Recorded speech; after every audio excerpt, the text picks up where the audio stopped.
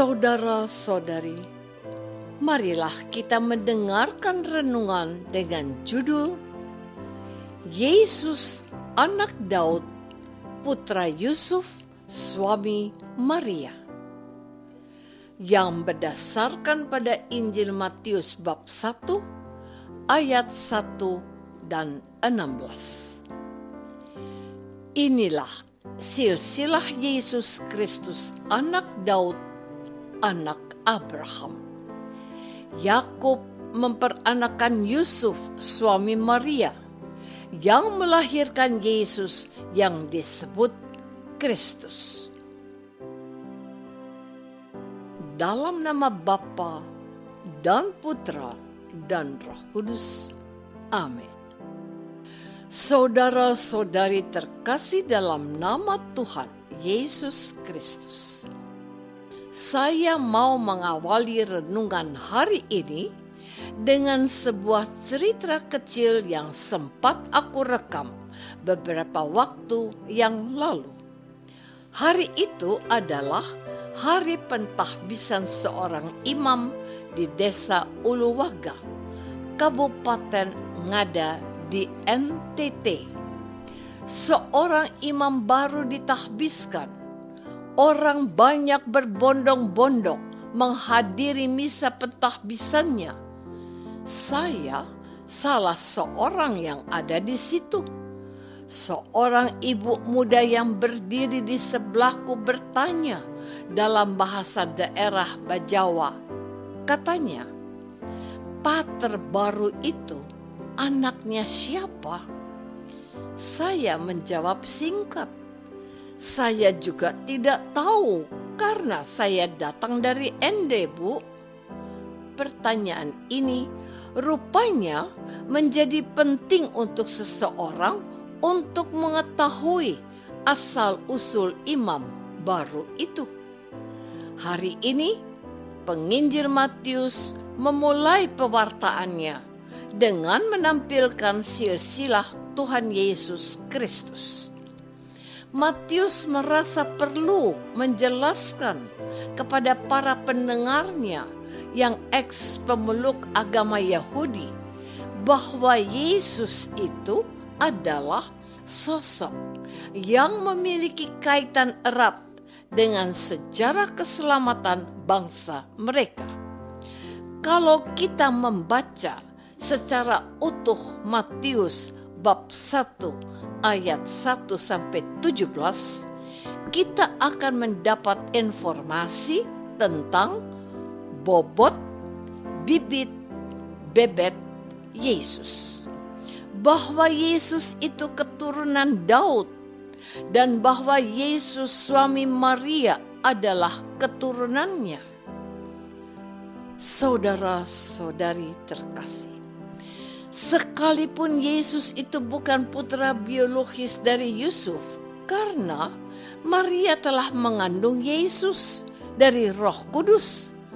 Namun Yusuf atas perintah malaikat Allah, dia akhirnya menerima Maria sebagai ibu Yesus dan tidak menceraikannya secara diam-diam. Sesudah bangun dari tidurnya, Yusuf berbuat seperti yang diperintahkan malaikat Tuhan itu kepadanya. Ia mengambil Maria sebagai istrinya. Matius bab 1 ayat 24. Dengan demikian, secara rohani, Yesus anak Allah yang disebut Kristus, yang lahir dari Maria, mendapatkan pengesahan sebagai keturunan Daud, anak Abraham juga. Maka kalau orang bertanya kepada kita, siapakah Yesus itu? Kita boleh menjawab bahwa Yesus itu adalah anak Maria yang dianugerahkan oleh Allah dan diasuh dan dibesarkan bersama Yusuf, keturunan Daud, anak Abraham. Matius penginjil mau memberikan pemahaman kepada para pendengarnya dan memberikan informasi jelas kepada kita bahwa demikianlah kelahiran Yesus, anak Yusuf, suami Maria. Yusuf menjadi tokoh kunci yang menghubungkan perjanjian lama dan perjanjian baru karena Yesus. Saudara-saudari terkasih, entah disadari entah tidak, kebanyakan dari orang-orang Katolik kurang memberikan perhatian akan peran serta Yusuf dalam karya keselamatan manusia oleh Yesus Kristus, Anak Allah, Putra Maria. Bukan hanya itu, Injil sendiri sepertinya mendiamkan atau membisukan Yusuf. Ketiga penginjil sinoptik, Matius, Markus, dan Lukas, tidak terkecuali penginjil Yohanes, tidak pernah sekalipun mencatat sesuatu yang diucapkan oleh Santo Yusuf, suami Bunda Maria. Apakah Yusuf tidak penting dalam sejarah keselamatan umat manusia yang ditebus oleh Yesus yang tersalib? Saya katakan tidak. Yusuf menjadi salah satu orang kudus yang tidak bicara, tetapi dia adalah seorang pendengar yang baik dan pelaksana firman yang teruji oleh kesetiaannya. Sosok rendah hati ini menjadi gambaran yang sempurna pribadi beriman yang harus diteladani oleh setiap orang yang percaya. Dia bukanlah pribadi yang no action, talk only alias NATO, atau banyak omong tapi tanpa perbuatan. Tetapi dia adalah sosok no talk, action only. Tidak bicara tetapi bertindak. Seorang Yusuf yang suaranya tidak bisa kita dengar atau tidak terekam oleh seorang penginjil sekalipun. Namun, melalui tulisan mereka, kita mengenal bahwa Yusuf itu pribadi yang sederhana, rendah hati, dan setia. Allah berkenan kepadanya. Itulah sebabnya Allah menghargai sikapnya yang tulus. Namun, Allah menghendaki lebih agar dia mau menerima Maria dengan satu alasan.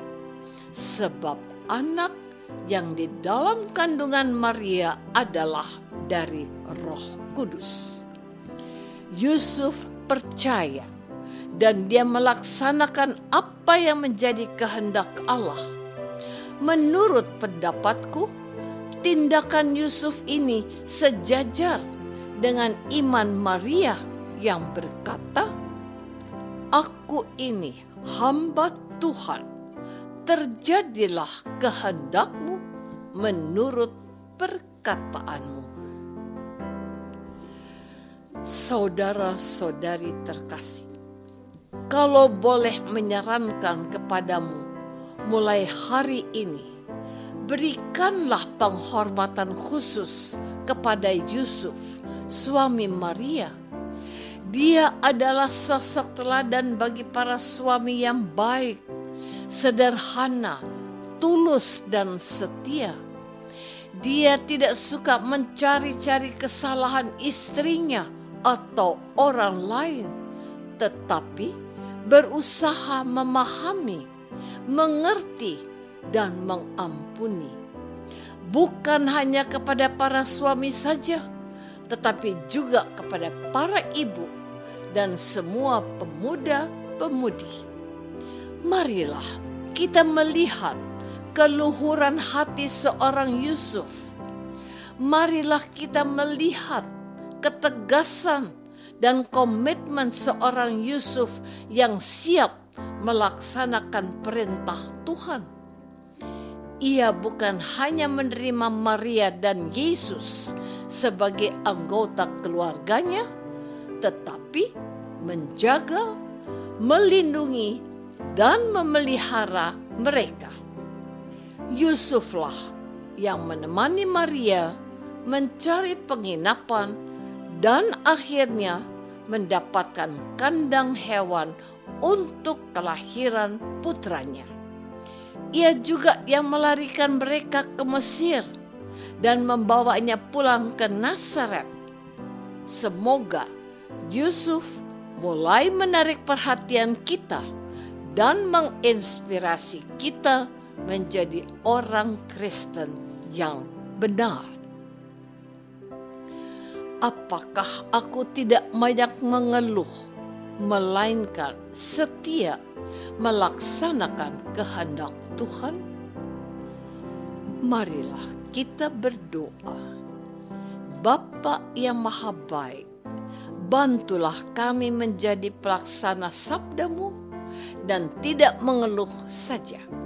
Semoga Santo Yusuf mendoakan kami agar dapat meneladan kesederhanaan, ketulusan, dan kesetiaannya mendampingi Maria dan Yesus Tuhan kami.